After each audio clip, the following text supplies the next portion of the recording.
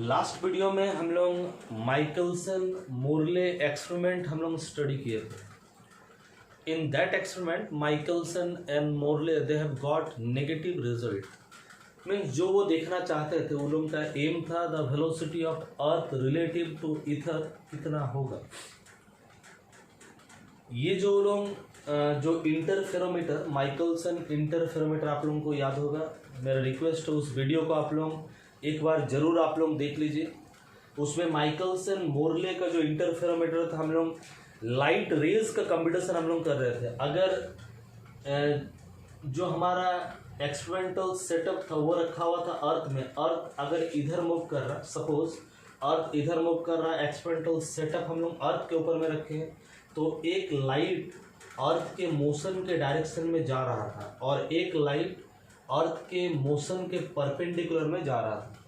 Mirror से reflection करने के बाद ये भी वापस आता और ये भी वापस आता, दोनों का डिस्टेंस सेम है, लेकिन due to motion of earth उन लोगों का ऑप्टिकल पाथ सेम नहीं था। इसी के चलते ये लाइट जो आके इंटरफेरोमीटर में और ये लाइट भी जब आकर के इंटरफेरोमीटर में जब ये लोग मिलेगा, जब टेलीस्कोप में हम लोग देखेंगे इंटरफेरेंस फ्रिंजेस जब हम लोग देखेंगे, तो उसमें फ्रिंज का कुछ शिफ्ट होना अनिवार्य था थ्योरी के आधार पर।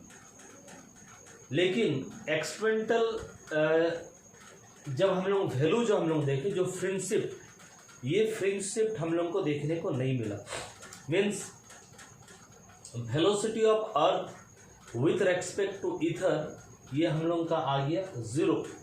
वी का वेलोसिटी हम लोग को 0 आया, ये हम लोग निकाल नहीं पाए। तो अब जो नेगेटिव रिजल्ट जो आया, नेगेटिव रिजल्ट को एक्सप्लेन करने के लिए बहुत सारा हाइपोथेसिस या बहुत सारा एक्सप्लेनेशन उस दौर में दिया गया। बहुत ही इंटरेस्टिंग टॉपिक है स्पेशल थ्योरी ऑफ रिलेटिविटी। देखिए माइकलसन मोरले का एक्सपेरिमेंट होता, माइकलसन मोरले का एक्सपेरिमेंट में उस समय मैकेनिक्स का जो नियम था उस नियम को हम लोग अप्लाई कर रहे थे। तो मैकेनिक्स का जो नियम था उसको अप्लाई कर रहे थे और एक्सपेरिमेंट जो हम लोग कर रहे थे वो कर रहे थे लाइट को लेकर के। लाइट चूँकि इलेक्ट्रोमैग्नेटिक वेव है, तो लाइट का जो वेलोसिटी, देखिए इलेक्ट्रोमैग्नेटिक वेव है, तो मैक्सवेल का इलेक्ट्रोमैग्नेटिक थ्योरी के आधार पर the velocity of light is independent of motion of source and observer. ये था उस समय का इलेक्ट्रोमैग्नेटिक थ्योरी का जो एक्सपेरिमेंटली जो चीज़ जो उभर करके आया था, या मैक्सवेल का थ्योरी से जो आया था, वो था velocity of light this does not depend upon motion of source और ऑब्जर्वर। लेकिन जो गैलीलियन रिलेटिविटी जो हमारे पास था, मैकेनिक्स का जो नियम था, उसमें हम लोग देख रहे थे जो अगर सपोज ये एक बॉडी है, इसका वेलोसिटी है 50 मीटर पर सेकेंड, और इस बॉडी के ऊपर में अगर हम बुलेट फायर करते हैं और बुलेट का अगर स्पीड है 300 मीटर पर सेकेंड, तो ग्राउंड में जो आदमी है उसको अगर पूछेंगे बुलेट का स्पीड कितना है, तो अकॉर्डिंग टू हिम बुलेट का स्पीड होगा 300 + 50 मीन्स 300 + 50 मीटर पर सेकेंड। अगर बुलेट को ऑपोजिट दिशा में अगर मारेंगे तो होगा क्या ना, इसमें माइनस साइन एक तो आ जाएगा। तो अब हम लोग इसमें माइनस साइन माने उसको घटाना पड़ेगा, सेम डायरेक्शन में जाने से जोड़ना पड़ रहा, ऑपोजिट डायरेक्शन में जाने से हमको घटाना पड़ेगा।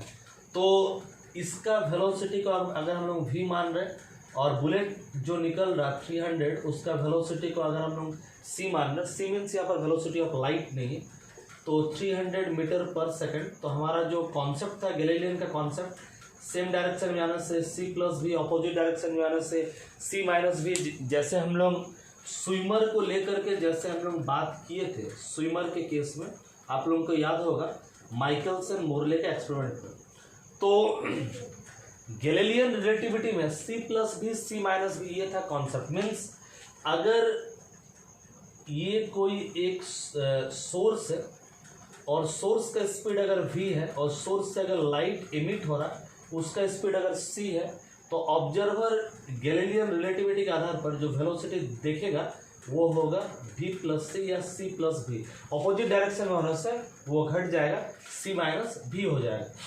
तो ये था गैलीलियन रिलेटिविटी। तो माइकलसन मोरले का जो एक्सपेरिमेंट में जो हम लोग एक्सपेक्ट कर रहे थे, जो आप लोगों को याद होगा, जो हम लोग अर्थ के मोशन के डायरेक्शन में रे जा रहा था, फिर वो वापस आ रहा था, तो उसको जो टाइम लग रहा था हम लोग डिराइव किए थे t2 का ये वैल्यू था।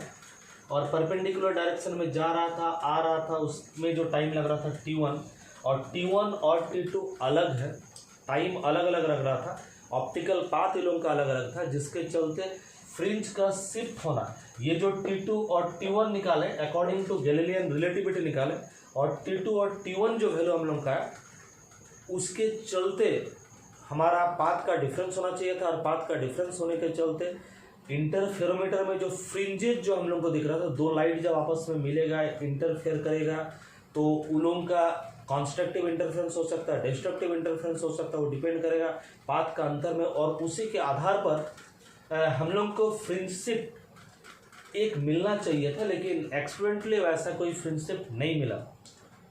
लेकिन एक्सपेरिमेंट तो बहुत बार और बहुत ही सुंदर ढंग से किया गया था, तो एक्सपेरिमेंट में कोई गलती नहीं था, लेकिन जो रिजल्ट आ गया, ऐसा नेगेटिव रिजल्ट आ गया, इसको व्याख्या करने के लिए बहुत सारा उस समय हाइपोथेसिस थ्योरी था। तो पहला जो हाइपोथेसिस जो था तो उसको लेकर के हम बात करें, वो है ईथर ड्रैग हाइपोथेसिस। फिजियो के द्वारा दिया गया था ईथर ड्रैग हाइपोथेसिस। ये हाइपोथेसिस क्या है? द अर्थ अगर इस डायरेक्शन में मूव कर रही है v वेलोसिटी से, तो अगर चारों ओर जो ईथर है, अर्थ के चारों ओर या पूरा सोलर सिस्टम या यूनिवर्स में जो ईथर जो फैला हुआ है, अर्थ जब मूव कर रही है, अर्थ भी अपने साथ ईथर को ड्रैग करके ले जा रही है। जैसे मान लीजिए एक समुंदर में पानी जो है, समुंदर में जब जहाज जा रही है, तो जहाज भी क्या कर रही है, समुंदर का पानी को, जहाज जिस वेलोसिटी से जा रही है उसके आमने सामने का जो पानी है उसको भी उसी वेलोसिटी से ड्रैग कर रही है। तो अगर अर्थ का वेलोसिटी v है और ईथर को भी ड्रैग कर रही है, तो ईथर का भी वेलोसिटी क्या होना चाहिए, v होना चाहिए। तो velocity of earth with respect to ether वो क्या होना चाहिए, वो 0 होना चाहिए। तो ये जो ईथर ड्रैग हाइपोथेसिस को अगर हम लोग सही मान लें, मीन्स अर्थ या सन या जो भी मूव कर रहे हैं वो ईथर को मोशन के डायरेक्शन में ड्रैग कर रहा है, तो उसके रिलेटिव में अगर वेलोसिटी हम लोग निकालना चाह रहे हैं तो वो 0 होगा। तो उस ढंग से देखने से तो ये सही लग रहा है, जो ईथर को अगर अर्थ अपने डायरेक्शन ऑफ मोशन में अगर ड्रैग कर रही है तो रिलेटिव वेलोसिटी हमारा 0 निकलेगा, और जो टाइम जो डिफरेंस था ये नहीं निकलेगा, और फ्रिंज का जो शिफ्ट जो नहीं दिख रहा था वो नहीं दिख रहा था वो सही होगा। तो ईथर ड्रैग हाइपोथेसिस के आधार पर अगर हम लोग देखें तो एक्सपेरिमेंटली जो हम लोग देख पा रहे उसके साथ ये मैच खा रहा था, क्योंकि ईथर अर्थ अगर ईथर को ड्रैग करके ले जा रही है तो अर्थ के रेस्पेक्ट में ईथर का वेलोसिटी क्या होगा, सेम वेलोसिटी होगा, कोई वेलोसिटी नहीं होगा। और ईथर जो ड्रैग होकर के जो जा रही है उसके चलते अगर ऐसा हो रहा तब हमारा क्या होगा ना, जो नेगेटिव रिजल्ट जो आ रहा था वो नेगेटिव नहीं आएगा। जैसा हम लोग थ्योरी में जो वैल्यू आएगा एक्सपेरिमेंट में भी सेम वैल्यू आएगा। लेकिन ईथर ड्रैग हाइपोथेसिस जो बात बोल रहा ये सही है कि गलत है, ये तो ये फिजियो का ये एक हाइपोथेसिस है, जो ईथर अगर है उसको अर्थ के मोशन माने अर्थ के डायरेक्शन में उसको ड्रैग अगर हम लोग करेंगे, माने ऐसा अगर सोचेंगे जो अर्थ जिधर मूव कर रही है ईथर भी उधर अगर मूव कर रही है, तो हमारा जो रिजल्ट आ रहा था एक्सपेरिमेंटल रिजल्ट जो आ रहा था थ्योरी में अगर वैसा हम लोग मान लें, अगर ऐसा होता है तो एक्सपेरिमेंटल रिजल्ट के साथ मैच कर रहा है। लेकिन इसके पहले सर जेम्स ब्रैडली 1725 में एक स्टार को लेकर के उन्होंने कैलकुलेशन किया था, गामा ड्रैकोनिस स्टार का नाम था। उस स्टार को लेकर के जो उन्होंने काम किया था उसको हम लोग स्टार लाइट एब्रेशन का नाम से हम लोग जानते हैं। तो स्टार लाइट एब्रेशन के आधार पर ईथर ड्रैग का हाइपोथेसिस गलत साबित हो गया। क्या है स्टार लाइट एब्रेशन, इसको अगर हम लोग को समझ, बहुत ही इंटरेस्टिंग चीज़ है, इसको अगर हम लोग को समझना है तो कुछ बेसिक नॉलेज हम लोग का होना चाहिए। तो थोड़ा सा हम खाली बता दें, इंटर लेवल में आप लोग इसको पढ़े हैं, फिर भी थोड़ा सा हम बताना चाह रहे हैं। आप लोग इंटर लेवल में पढ़े हो रेन एंड मैन, या तो अम्ब्रेला एंड ओमेन के नाम से इसको हम लोग जानते हैं, रेन एंड मैन। जैसे सपोज हम खड़े हैं और रेन अगर ऊपर से गिर रहा तो छाता को हम सीधा रखेंगे। तो जैसे यहाँ पर लिखा है रेन अगर गिर रहा हम छाता को ऊपर ऐसा खोलेंगे। रेन का वेलोसिटी अगर 40 मीटर पर सेकेंड तो VRM means velocity of rain with respect to man. Man को रेन का वेलोसिटी कितना दिख रहा है, यही इसका मीनिंग है। तो रेन का velocity with respect to ground minus man का velocity with respect to ground, ये हम लोग को लिखना पड़ेगा। Velocity of rain with respect to man का मतलब क्या, VR माइनस VM, लेकिन VR खाली लिखने से नहीं होगा, VRG VMG। VRG माने क्या, velocity of rain with respect to ground, और velocity of man with respect to ground, ground के रेस्पेक्ट में। तो ग्राउंड के रेस्पेक्ट में रेन का वेलोसिटी है 40 मीटर पर सेकंड, लेकिन ये नीचे तरफ गिर रहा। अगर हम लोग देखेंगे ये x एक्सिस से, ये y एक्सिस से, नीचे अगर गिर रहा तो माइनस y एक्सिस है, इधर अगर है माइनस x एक्सिस है।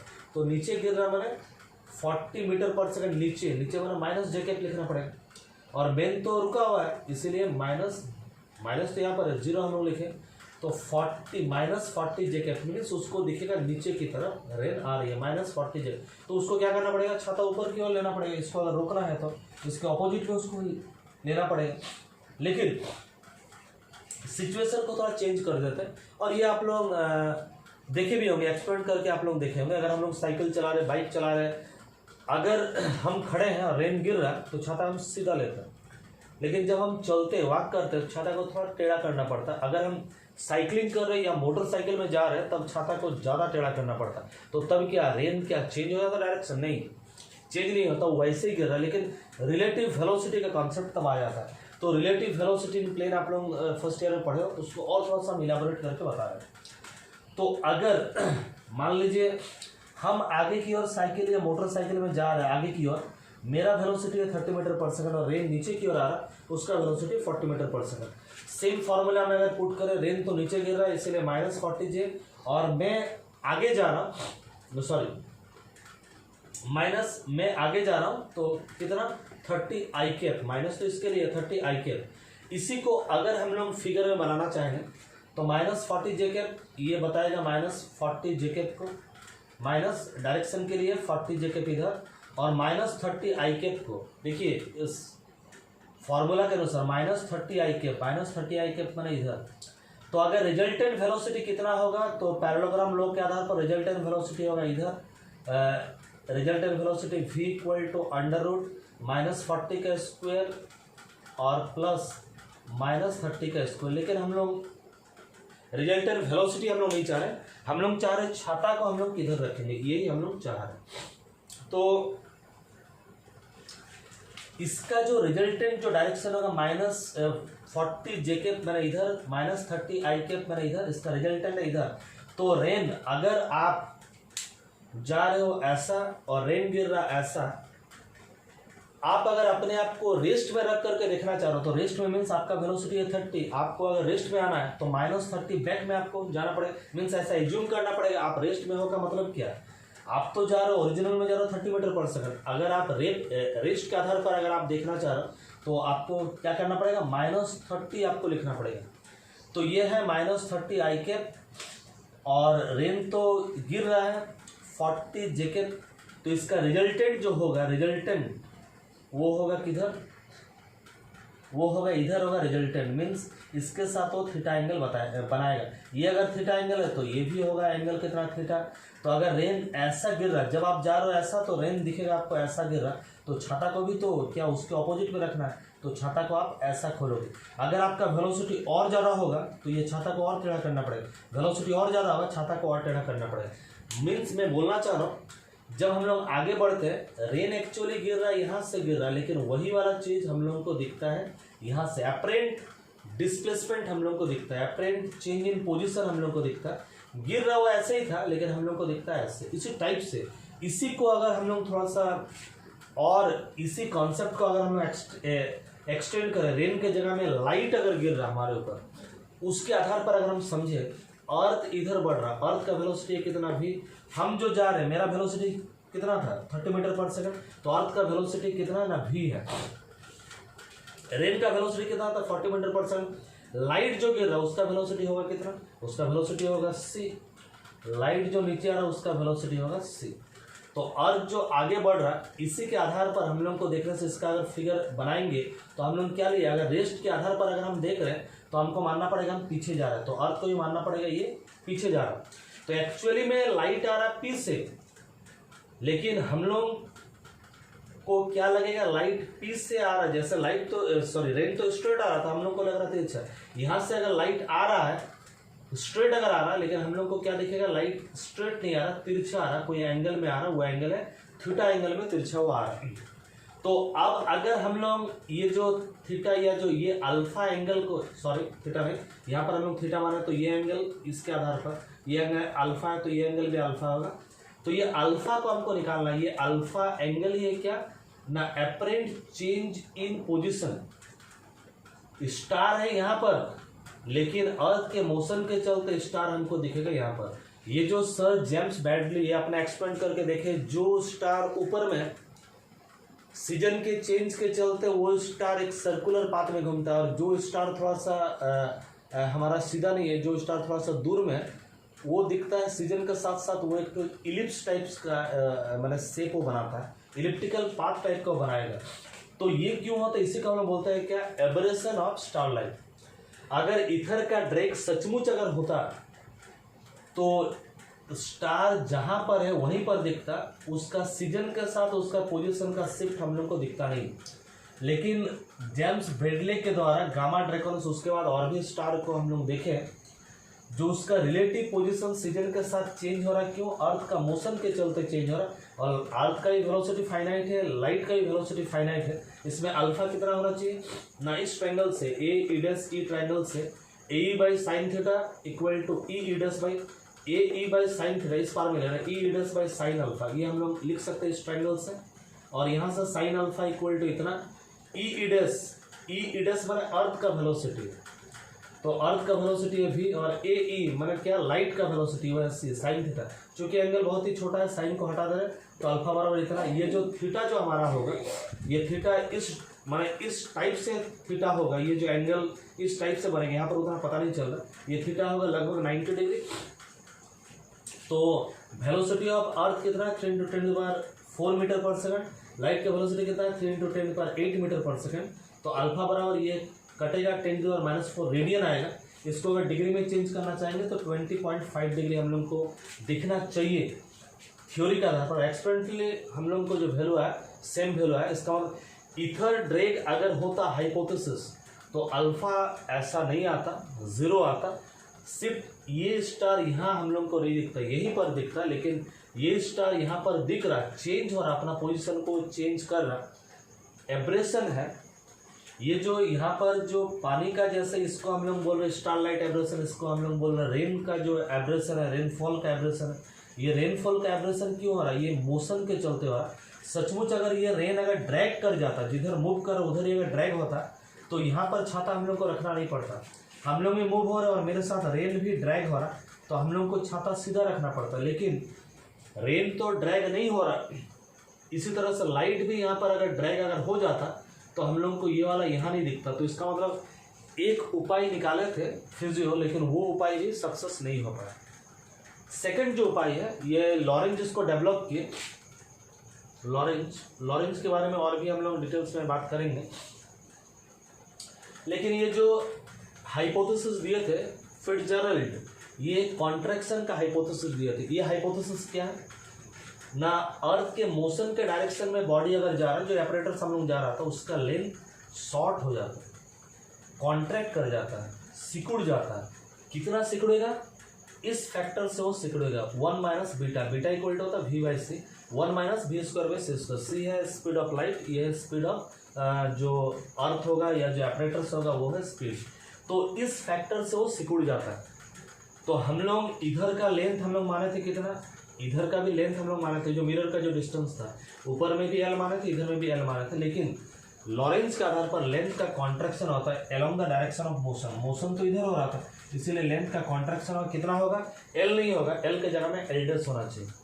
तो इधर में जो हम लोग ले रहे थे, जो टाइम जो हम लोग ले रहे थे, एल के जगह में अगर एल' अगर हम लोग पुट कर दे, सॉरी हाँ, ये जो हम लोग ये जो एल' एल नहीं लिख करके अगर एल डैश डाल दे और एल डैश बराबर ये वैल्यू अगर पुट कर दे और थोड़ा सा आगे आप लोग सॉल्व कर लीजिए। अगर हम लोग उसमें अगर जाएंगे तो T1 बराबर T2 आएगा। तो T1 बराबर T2 आएगा का मतलब क्या, दोनों में टाइम का डिफरेंस नहीं हो रहा। टाइम का डिफरेंस नहीं होने से क्या, फ्रिंज का शिफ्ट नहीं होगा, जो कि हम लोग को दिख रहा था एक्सपेरिमेंट में क्या दिख रहा था, नो शिफ्ट इन फ्रिंज। तो नो शिफ्ट इन फ्रिंज को व्याख्या करने के लिए एक इधर का ड्रैग हाइपोथेसिस था, दूसरा लेंथ कॉन्ट्रैक्शन का हाइपोथेसिस एक लाया। मैथमेटिकली सेम आ रहा, T1 इक्वल टू T2 वो भी देखने को मिल जा रहा। तो ये फिट करने का प्रयास कर रहे थे, ये भी एक तरह का हाइपोथेसिस है। लेकिन ये एक्सपेरिमेंट साइंटिस्ट लोग तो मानेंगे नहीं, बार बार इसको करके वो लोग देखेंगे। बहुत हद तक ये जब इसको व्याख्या किया गया मैथमेटिकली, जब एकदम वैल्यू सेम आया, एक्सपेरिमेंट भी करके देखा गया, तो एक्सपेरिमेंट जब करके देखा गया तो अलग लेंथ के आधार पर एक्सपेरिमेंट करके देखा गया। पहले हम लोग लेंथ क्या माने थे, इधर में L माने थे, इधर में L माने थे, लेकिन लेंथ को चेंज कर दिए, इधर का लेंथ L1 मान दिए, इधर का लेंथ L2 मान दिए। तो L1 और L2 लेंथ के चलते हम लोग का क्या होना चाहिए ना, अगर ये सही है, इस डायरेक्शन में अगर लेंथ अगर कांटेक्ट होगा और इस फैक्टर से अगर कांटेक्ट होगा तो उसका टाइम T1 निकाले, उसका टाइम T2 निकाले, और T1 और T2 के बीच में डिफरेंस होने से क्या होना चाहिए, फ्रिंज का शिफ्ट होना चाहिए। लेंथ का कॉन्ट्रैक्शन इसके आधार पर जितना होगा उसके आधार पर तो टाइम अगर बराबर है तो नहीं होगा, लेकिन अगर लेंथ को अगर हम लोग कम बेसी कर दे तो टाइम तो डिफरेंस आएगा, और टाइम डिफरेंस होने से तो फ्रिंज का शिफ्ट होना चाहिए। लेकिन जितना शिफ्ट इसके आधार पर होना चाहिए उस तरह का शिफ्ट हम लोग को देखा नहीं गया, इसलिए ये हाइपोथेसिस को भी हटा दिए। फिर इसको व्याख्या करने के लिए इलेक्ट्रोमैग्नेटिक थ्योरी का सहारा लिया गया। उसमें इमिशंस थ्योरी, बहुत सारा इमिशंस थ्योरी है, उसमें से ये जो रिल्स का इमिशन थ्योरी, इसी का ज़्यादा सबसे सुंदर एक्सप्लेनेशन था। वो क्या है ना, velocity of light remains c relative to original source, ये था उनका कॉन्सेप्ट।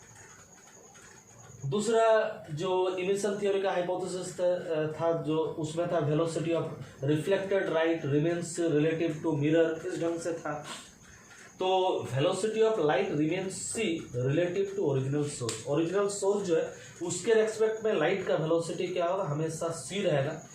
इस थ्योरी को लाया, इस थ्योरी के आधार पर इसको व्याख्या करने का प्रयास किया गया नेगेटिव रिजल्ट को, लेकिन इसमें भी खामियां निकल करके आ गया। वो क्या है ना, बाइनरी स्टार्स का कॉन्सेप्ट। बाइनरी स्टार को अगर हम लोग देखेंगे, माने हमारा जो गैलेक्सी है, इस गैलेक्सी में बहुत सारा जगह में हम लोग को बाइनरी स्टार हमको देखने को मिलेगा। डबल स्टार सिस्टम भी बोलते हैं, बाइनरी स्टार सिस्टम भी हम लोग बोलते हैं।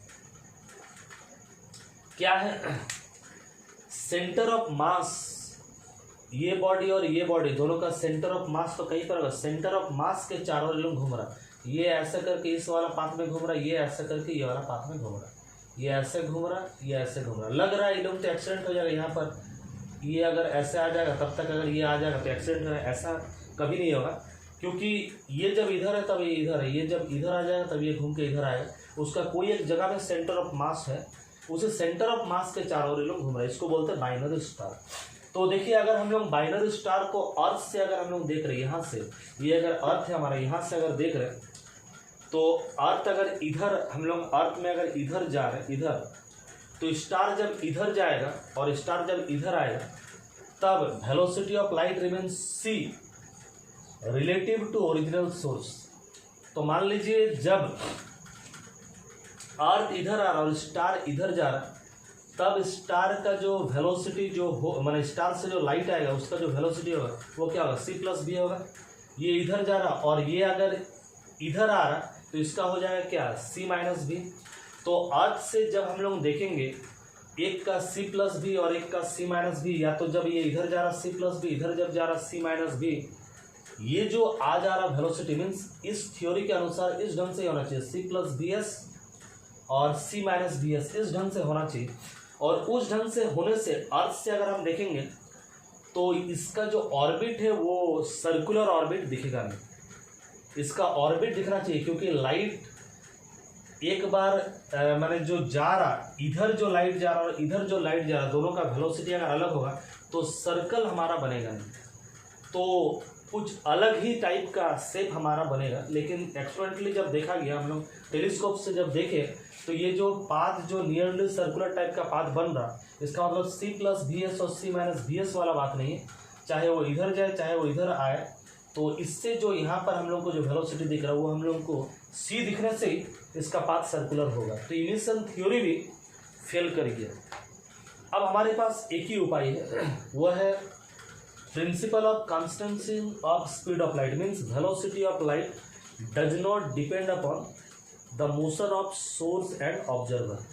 मीन्स अगर हम इधर जा रहे हैं और टॉर्च अगर इधर मार रहे हैं तो मेरा टॉर्च से जो लाइट निकल रहा है वो C+V, और इधर जा रहे C-V, जैसे गैलीलियो में था वैसा नहीं होगा। चाहे हम सोर्स भी अगर मूव करें, ऑब्जर्वर भी अगर मूव करे, लाइट का सोर्स भी मूव करे या ऑब्जर्वर भी मूव करे, चाहे लाइट का सोर्स रुका है ऑब्जर्वर उसके तरफ आए या ऑब्जर्वर उससे दूर जाए, या तो ऑब्जर्वर रुका लाइट का सोर्स उधर जाए या लाइट का सोर्स दूर जाए, किसी भी केस में लाइट का वेलोसिटी C+V या C-V नहीं रहेगा। मीन्स लाइट का वेलोसिटी क्या रहेगा, कांस्टेंट रहेगा। ना सोर्स का वेलोसिटी के ऊपर डिपेंड कर रहा, ना ऑब्जर्वर का वेलोसिटी के ऊपर डिपेंड कर रहा। इलेक्ट्रोमैग्नेटिक थ्योरी में जो वेलोसिटी ऑफ लाइट जो आया था हमारा, आप लोगों को याद होगा इंटर सेकेंड ईयर में पढ़े थे, V = √ε0μ0 और that is equal to 3 × 10⁸ metre vacuum में हमारा आया था। और मैक्सवेल का थ्योरी से जो ये आया था, मैक्सवेल का थ्योरी से हम लोग को पता चला। और मैक्सवेल का थ्योरी चूँकि मैं पहले ही बोला, बहुत सारा एक्सपेरिमेंटल थ्योरीज के ऊपर में, जैसे Gauss's law in electrostatic, Gauss's law in magnetostatic, फिर हम लोग देखे फैराडे लॉज, फिर एम्पियर सर्कुटल्स लॉ को थोड़ा मॉडिफाइड हो कि उसमें डिस्प्लेसमेंट करंट हो दिए। तो सारा एक्सपेरिमेंट के ऊपर में आधारित था। एक्सपेरिमेंटल वैल्यू हमारा है, और वो है क्या ना, लाइट का वेलोसिटी किसी के ऊपर वो डिपेंड नहीं करेगा, ये एब्सोल्यूट कांस्टेंट है हमारा। तो इसका मतलब है ये जो इतना सारा हाइपोथेसिस कोई भी नेगेटिव रिजल्ट को एक्सप्लेन नहीं कर पाया, एक उपाय अभी हमारे पास है, वो है principle of constituency of speed of light. Means velocity of light is independent of, ये किसी के ऊपर में डिपेंड नहीं करे। यही रास्ता हमारे पास अभी बच गया। लेकिन अगर इसको अगर हम लोग मान ले तो ये जो गैलीलियो का जो रिलेटिविटी, जिसमें हम लोग C+V C-V गैलीलियन जो ट्रांसफॉर्मेशन जो हम लोग बात किए, और गैलीलियन ट्रांसफॉर्मेशन न्यूटन्स का जो लॉज है वो भी उसमें फिट बैठ रहा था, इन्वेरिएंट हो रहा था। तो इसका मतलब है वो जो मैकेनिक्स में गैलीलियो का जो ट्रांसफॉर्मेशन था, न्यूटन्स का जो लॉज था, वो भी तो ठीक हो रहा था। और इलेक्ट्रोमैग्नेटिक थ्योरी वो भी एक्सपेरिमेंट के ऊपर में आधारित था। अब सारे लोगों को, मीन्स गैलीलियो को भी गलत बोलना संभव नहीं था, न्यूटन्स का जो मैकेनिक्स का नियम को गलत बोलना संभव नहीं था, और इलेक्ट्रोमैग्नेटिक थ्योरी से जो चीज़ आ रहा उसको गलत बोलना, मीन्स वो तो एक्सपेरिमेंट से भी आ रहा था, थ्योरी और एक्सपेरिमेंट मिला करके, उसको भी गलत बोलना ठीक नहीं था। तो इसका मतलब क्या है, मैकेनिक्स और इधर ऑप्टिक्स या इलेक्ट्रोमैग्नेटिक थ्योरी ये क्या अलग अलग है क्या, ये डिबेट चल रहा था। मीन्स इलेक्ट्रोमैग्नेटिक थ्योरी, लाइट का जब एक्सपेरिमेंट हम लोग कर रहे हैं मैकेनिक्स के साथ फिट नहीं बैठ रहा, तो एक नया थ्योरी हम लोग को लाना पड़ेगा, जो कि ऐसा एक थ्योरी जो न्यूटन्स का जो थ्योरी था मैकेनिक्स के ऊपर, वो कुछ अलग बोल रहा, और इलेक्ट्रोमैग्नेटिक थ्योरी ऑफ लाइट वो कुछ अलग बोल रहा है। ऐसा एक थ्योरी हम लोग को बनाना पड़ेगा जो कि इलेक्ट्रोमैग्नेटिक थ्योरी या जो ऑप्टिक्स का लाइट का जो नियम है और मैकेनिक्स का भी जो नियम है, ये दोनों के साथ मैच खाए, ऐसा एक थ्योरी बनाना पड़ेगा। यही ख्याल आया आइंस्टाइन के दिमाग में, और आइंस्टाइन ने ये सारा चीज़ को नकार करके इसको फॉलो किया। और इसको अगर हम लोग फॉलो करेंगे तो गैलीलियो और न्यूटन का जो थ्योरी है, जो अब तक हम लोग पढ़ते हुए आ रहे हैं, इसका बहुत सारा चीज़ को हम लोग को बदलना पड़ेगा। तो इसीलिए अब आप लोग स्टार्ट हो जाइए, जो आइंस्टाइन क्या लाए, ये एक क्रांतिकारी परिवर्तन लाए, और जो परिवर्तन हम लोग का मैकेनिक्स का जो अंडरस्टैंडिंग था उसको पूरा पूरी बदल करके रख दिया। अब एक ग्राउंड तैयार हो गया। हम लोग नेक्स्ट वीडियो में बात करेंगे प्रिंसिपल्स ऑफ STR या postulate of principle, not postulate of special theory of relativity. आज के वीडियो में जस्ट इतना है।